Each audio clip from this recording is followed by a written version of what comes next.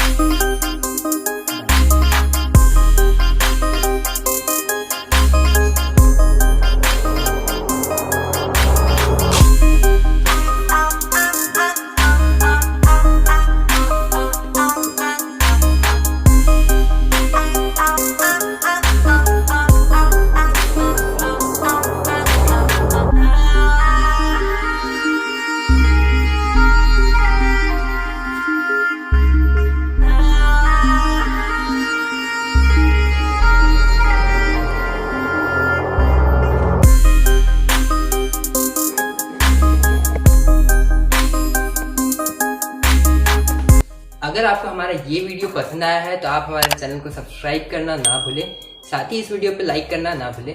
मिलते हैं हम आपसे अगले वीडियो में। So till then bye, take care and have a nice day.